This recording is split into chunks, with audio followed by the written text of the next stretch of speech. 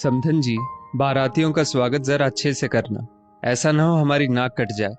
पहले ही गैर बिरादरी और साधारण परिवार में रिश्ता करके हम रिश्तेदारों की आलोचना सुन चुके हैं। शांति जी अपनी समधन यानी कि अपनी होने वाली बहू की माँ मीना जी से फोन पर बोली। जी बहन जी। मीना जी के इतना कहते ही उधर से फोन कट गया।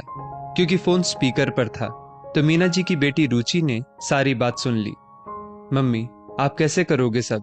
वो लोग ऐसे तो डिमांड पर डिमांड करेंगे। मैं इसलिए इस शादी के हक में नहीं थी। रुचि माँ से बोली।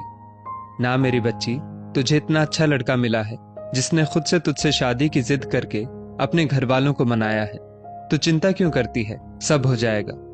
मीना जी ने बेटी को तसल्ली देते हुए कहा।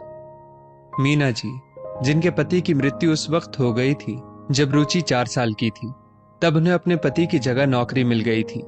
परिवार में सास ससुर थे जिनके सहारे मीना जी रुचि को छोड़ नौकरी करती थी। अब उनकी भी मृत्यु हो चुकी थी और रुचि भी पढ़ लिख कर बैंक में नौकरी करती थी।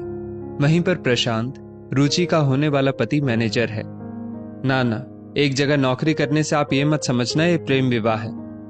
दरअसल प्रशांत को रुचि भा गई और उसने अपने माता पिता से उससे शादी करने की इच्छा जाहिर की।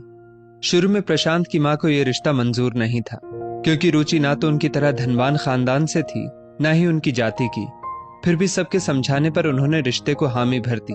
किंतु अब वो शादी अपने तरीके से चाहती थी, जबकि रुचि पहले तो ये शादी ही नहीं करना चाहती थी और अब वो चाहती थी उसकी माँ सब अपने हिसाब और हैसियत से करें।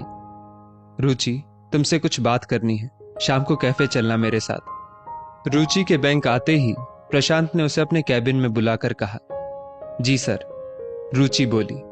वो असल में बैंक में प्रशांत को सर ही बोलती थी अभी भी।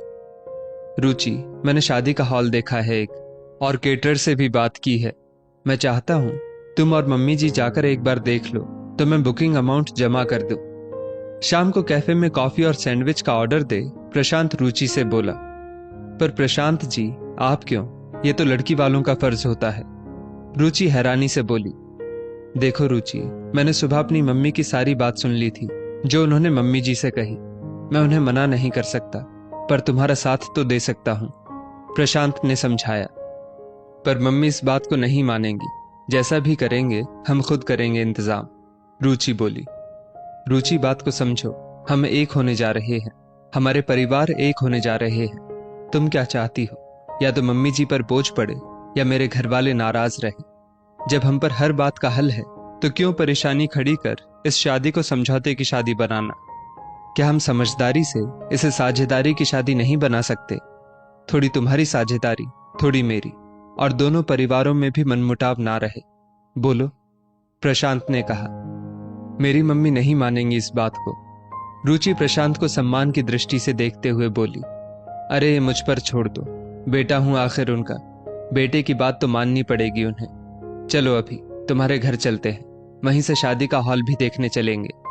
प्रशांत कॉफी खत्म कर उठते हुए बोला। दोनों रुचि के घर पहुंचे। मीना जी ने प्रशांत की बात मानने से पहले तो इनकार कर दिया, पर जब प्रशांत ने कहा अगर आपका बेटा बोलता तब भी मना करते आप, तब वो निरुत्तर हो गई। जगह देखने की बात पर उन्होंने यही कहा कि जब मेरे बेटे ने पसंद की है तो अच्छी ही होगी। शादी वाले दिन इंतजाम वाकई बहुत अच्छा था। प्रशांत ने सब अपनी मम्मी की पसंद के हिसाब से करवाया था, जिससे शांति जी खुश तो नहीं, पर हां, संतुष्ट जरूर थी। प्रशांत की जरा सी समझदारी और साझेदारी से एक रिश्ता समझौते का रिश्ता बनने से बच गया। दोस्तों, कुछ परिवारों में अभी भी बिरादरी मायने रखती है, जिसके लिए वो लड़की वालों पर अतिरिक्त बोझ डालने से नहीं चूकते। पर अगर लड़का प्रशांत जैसा हो तो वो दोनों घरों को एक कर सकता है। आखिर शादी का मतलब ही साझेदारी है। इस स्टोरी को लेकर आपकी क्या राय है, नीचे कमेंट करके जरूर बताइएगा।